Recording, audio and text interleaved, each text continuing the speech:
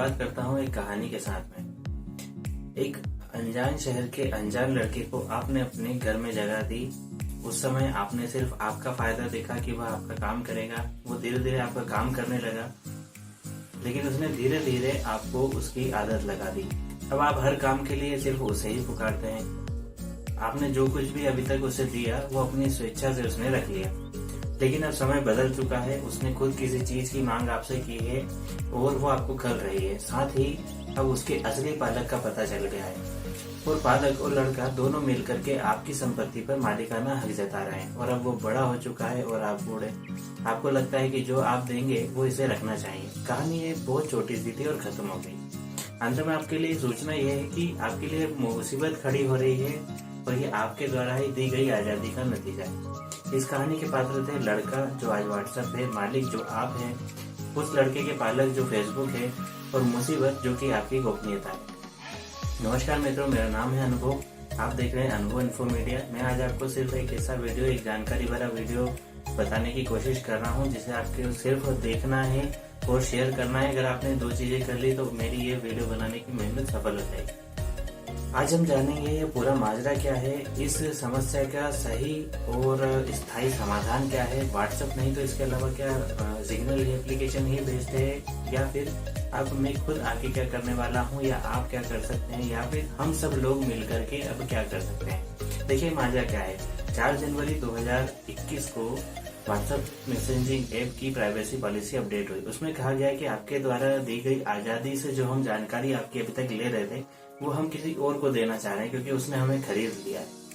यानी कि अब आपके साथ में ऐसी समस्या है, अगर आप परमिशन को यस करते हैं तो आपकी गोपनीयता खत्म हो जाएगी, और अगर आपने ऐसा नहीं किया तो आपकी एप्लीकेशन ही खत्म हो जाएगी। लेकिन यह फायदा उठाने का जो मन व्हाट्सएप का बन रहा है ना, वो सब हम ही लोगों ने बनाया है, क्योंकि हम ही हैं वही लोग जो 24 घंटे में से 23 बार व्हाट्सएप को ओपन करते हैं। वैसे कोई अलग बात नहीं है। व्हाट्सएप की पेरेंट कंपनी फेसबुक हमसे पहले ही काफी सारी जानकारी हमारी ले चुकी है। उसके मुकाबले व्हाट्सएप फिलहाल हमसे कुछ भी नहीं मांग रहा, और आज फेसबुक से ज्यादा यूजर शायद व्हाट्सएप पर हैं। इसका मतलब जो लोग फेसबुक पर नहीं हैं सिर्फ व्हाट्सएप पर हैं। इस पॉलिसी के बाद में उन लोगों का डेटा भी फेसबुक के पास में चला जाता। बात सिर्फ व्हाट्सएप और फेसबुक की नहीं है। हमारे मोबाइल में इंस्टॉल कई सारी एप्लीकेशन हमारी निजी जानकारी पर नजर जमाए हुए। आज हमारा स्मार्टफोन ही हमारा स्मार्ट जासूस बन करके हमारी ही जेब में बैठ करके हमारी ही जासूसी कर रहा है। बात करें गूगल की तो आपके बारे में आपसे ज्यादा गूगल को पता है।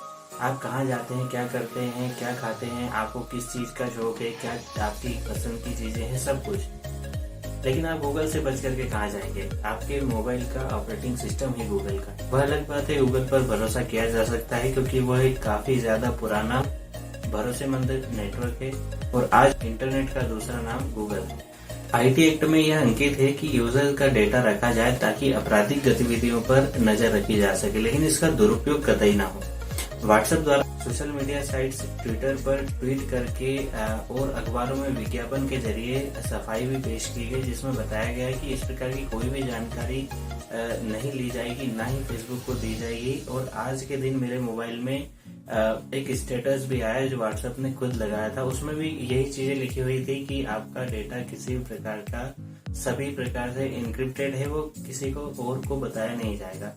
लेकिन यह व्हाट्सएप का हृदय परिवर्तन क्यों हुआ, इसके पीछे एक वजह है। इसके पीछे यह वजह है कि एक वैश्विक स्तर पर व्हाट्सएप के ऊपर दबाव बढ़ा है, और अपने से ही आगे अपनी ही जगह किसी और एप्लीकेशन को उसने जाकर देखा है।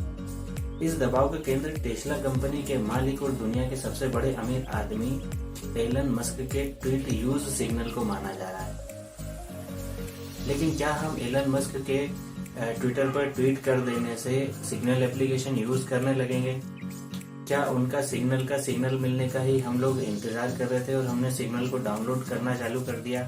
हम लोग नई नई एप्लीकेशन को यूज करने के उतावलेपन में हर परमिशन को अलो करते जाते हैं, क्योंकि हमें वो एप्लीकेशन यूज करने की काफी ज्यादा जल्दी होती है। अगर मैं आपसे आपका फोन मांगू थोड़ी देर के लिए चलाने के लिए, तो शायद आप मुझे आपका फोन नहीं दें, क्योंकि आपको यह डर सताएगा कि मैं आपका डेटा फोन का देख सकता हूँ। क्या हो जो आपको पता चले कि कोई एक ऐसी एप्लीकेशन आपके फोन में है जो 24 घंटे आपके डेटा पे नजर जमाए हुए है, वो भी किसी अनजान और दूसरे देश की, तो आपको चिंता तो होगी।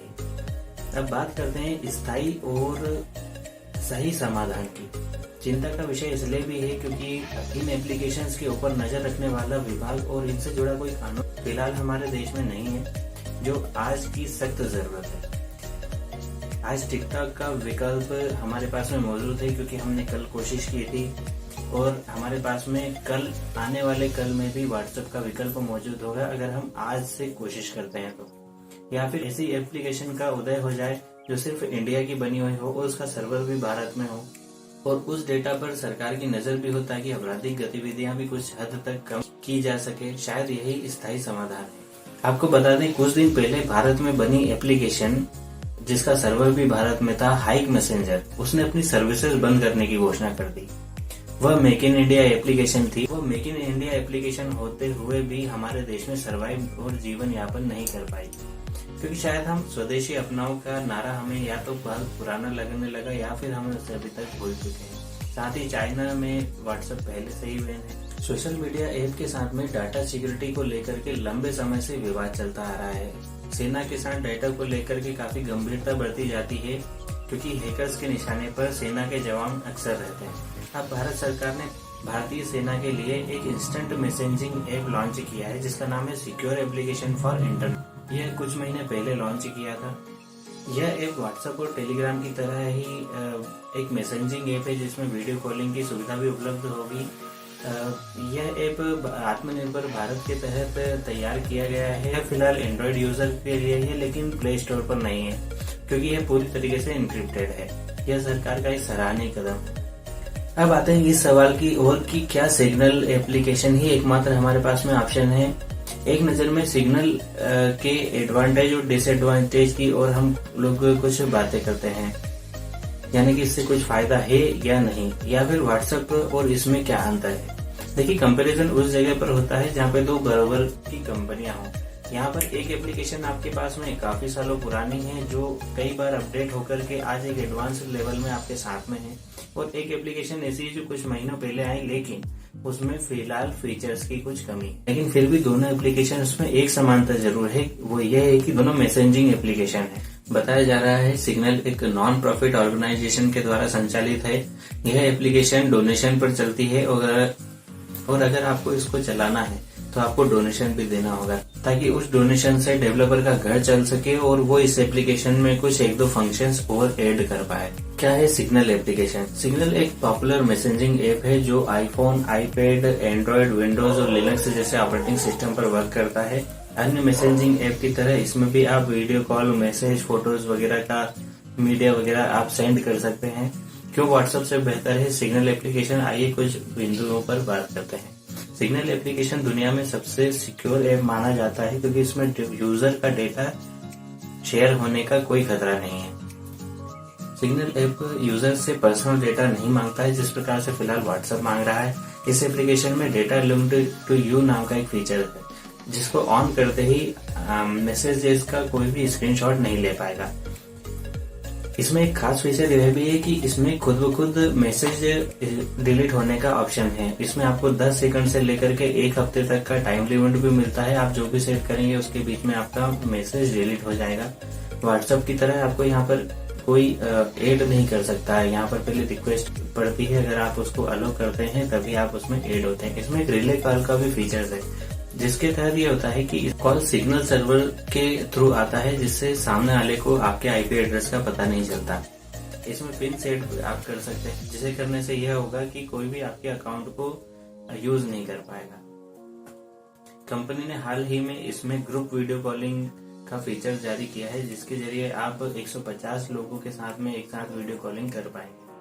इस एप्लीकेशन में आपकी प्रोफाइल फोटो भी एंड टू एंड इंक्रिप्टेड रहती है, यानी कि आपकी फोटो सिर्फ वही देख पाएगा जो आपसे कन्वर्सेशन करेगा। इसका इजी टू यूज इंटरफेस आपको लुभा भी सकता है। और अंत में निजता की सुरक्षा की बात करें तो यहाँ पर आपका डेटा संभाल के नहीं रखा जा सकता। इस एप्लीकेशन के ऊपर जो भी डेटा है क्लाउड यानी कि ऑनलाइन सर्वर पर आप सेव नहीं कर सकते। आपको इसका जो बैकअप है वो अपने ही फोन के स्टोरेज में लेना होगा या फिर मेमोरी कार्ड में लेना होगा। आपने एक फिल्म मालामाल वीकली जो 2006 में आई थी वह तो देखी होगी, जिसमें परेश रावल एक कैरेक्टर प्ले करते हैं जिसका नाम रहता है लीलाराम। लीलाराम को जब पता चलता है कि गांव में किसी को 1 करोड़ की लॉटरी लगी है और उसका नाम है एंथनी, तो लीलाराम को लगता है कि अगर ये 1 करोड़ की लॉटरी वह खुद रख ले तो वो खुद मालामाल हो जाएगा। और उसने अपनी पत्नी को बताया, अपने दोस्त बलवंत को बताया और कन्हैया को बताया, और धीरे धीरे पूरे गांव वालों को मालूम पड़ गया कि गांव में किसी को 1 करोड़ की लॉटरी लगी है। लेकिन अगर वो किसी को नहीं बताता, वो लॉटरी इंस्पेक्टर से खुद एंथनी बन करके मिल लेता, तो हो सकता था कि वह 1 करोड़ का मालिक खुद होता और वह मालामाल हो जाता। यहाँ पर मैंने इस मूवी की बात आपसे इसलिए की क्योंकि मैं आपको सिर्फ यह बताना चाहता हूँ कि जब तक कोई भी बात आपके माइंड में है, आपके दिमाग में है, तब तक वो आपकी गोपनीय जानकारी है। अगर आप चाहते हैं कि किसी और को ना पता चले तो कोशिश करें कि वह जानकारी आपके माइंड से बाहर ना जाए। अगर आपके माइंड से वह जानकारी बाहर गई तो उसको गोपनीय रखना, क्योंकि एक मूवी थी, मनोरंजन की दृष्टि से बनाई गई थी, इसलिए इसमें इस कहानी में इस प्रकार का मोड़ आना जरूरी था। लेकिन फिलहाल यह हमारा जीवन है और इस कहानी में और हमारे जीवन की इस कहानी में इस प्रकार के मोड़ नहीं आए, पर अगर इस प्रकार से कोई मोड़ आता है तो उसके जवाबदार हम खुद स्वयं होंगे। अब मैं आपको बताता हूँ कि मैं खुद अब आगे क्या करने वाला हूँ, या आप क्या कर सकते हैं, या फिर हम सब लोग मिलकर के अब आगे क्या कर सकते हैं। देखिए, इस प्रकार की एप्लीकेशन कम्युनिटी बेस्ड होती है, यानी कि मैं किसी ऐसे देश में चले जाता हूँ जहाँ पर कोई फेसबुक नहीं चलाता, तो फिर मैं खुद फेसबुक चला करके क्या करूँगा। इसीलिए व्हाट्सएप भारत का बहुत बड़ा यूजर बेस बन चुका है। उसी प्रकार से हो सकता है कि जिस प्रकार से आज व्हाट्सएप भारत का सबसे बड़ा यूजर बेस है, हो सकता है आने वाले समय में सभी लोग सिग्नल चलाने लगे तो मैं खुद भी सिग्नल एप्लीकेशन यूज करने लगूं। एप्लीकेशन कोई भी हो, परमिशन तो आपको देनी ही होगी, क्योंकि मान लीजिए आपको किसी से वीडियो कॉल करना है तो आपको वीडियो परमिशन ऑन करनी पड़ेगी। अगर आपको किसी को फोटो भेजना है तो गैलरी परमिशन आपको ऑन करना होगी। इस प्रकार से आपको हर एक फंक्शंस के लिए हर एक परमिशन को अलो करना होगा। भारत में ही बनी कोई अगर ऐसी एप्लीकेशन आती है तो वो मेरी पहली प्राथमिकता रहेगी, लेकिन कोशिश करें मोबाइल के टेक्स्ट मैसेज का यूज करें, जो काफी हद तक सिक्योर है। अगर आपको कुछ ऐसा मैसेज करना है किसी को तो आप मोबाइल के टेक्स्ट बॉक्स में जाकर के उसे मैसेज कर सकते हैं। और अगर आपको फोटो वीडियोस वगैरह भेजनी है तो आप कोशिश करें कि ईमेल से भेज पाए, तो वो ज्यादा सिक्योर मुझे लगता है कि रहता है। और मुझे लगता है व्हाट्सएप की पेमेंट सर्विस भी आने में इतनी देर से आई है कि अब शायद हमें उसकी जरूरत नहीं, क्योंकि हमारे पास में पेटीएम है, फोन पे है, गूगल पे है, और ये सब काफी हमारी फ्रेंडली एप्लीकेशन हो चुकी है। हम काफी समय से इसे चला भी रहे हैं और ये हमारा किसी प्रकार से डेटा का मिसयूज भी नहीं करती हैं एप्लीकेशंस। और खास करके इस फीचर्स के आने के बाद में तो हमें बिल्कुल भी व्हाट्सएप की पेमेंट सर्विस यूज नहीं करनी है। और अगर वीडियो कॉलिंग करनी है आपको तो गूगल डुओ का उपयोग कर सकते हैं आप। गूगल का सिक्योरिटी सिस्टम काफी हद तक स्ट्रांग है। अगर यह सब आप कर लेते हैं तो शायद आपको व्हाट्सएप जैसी कोई एप्लीकेशन की जरूरत ही नहीं होगी। मैं आपको देखिए गूगल का सजेशन बार बार इसलिए दे रहा हूँ क्योंकि काफी पुराना और भरोसेमंद नेटवर्क है। गूगल सिक्योरिटी सिस्टम में काफी ज्यादा स्ट्रांग है, उसे हैक करना इतना ज्यादा आसान नहीं। गूगल को हम सारी जानकारी पहले ही दे चुके हैं। गूगल के द्वारा हमारी निजता का कभी दुरुपयोग भी अभी तक नहीं हुआ है। उसका ऑफिस इंडिया में भी है और वो हमारे हिसाब से, हमारे देश के लोगों के हिसाब से अपनी नीतियों में भी बदलाव करता आता है। अंत में आप सभी लोगों से एक सूचना मेरी यही है, यही मैं आपको जानकारी देना चाहता हूँ कि इंटरनेट पे डाला गया हर एक कंटेंट, हर एक शब्द, हर एक पैराग्राफ, हर एक स्टोरी या कोई भी कंटेंट इंटरनेट पर जाता है तो वह हम लोगों के द्वारा डाला गया है। आसमान से कोई उतर के नहीं आया है। तो कोशिश करें कि ये अब आपके हाथ में है कि आप कोई सार्वजनिक चीज डाल रहे हैं जिससे सबका फायदा हो, या फिर आप पर्सनल चीज डाल रहे हैं। आप पर्सनल चीज इंटरनेट पर डाल करके अगर आशा करेंगे कि आपकी गोपनीय जानकारी बनी रहे तो शायद वो तो मुझे लग नहीं रहा है कि संभव रहेगी।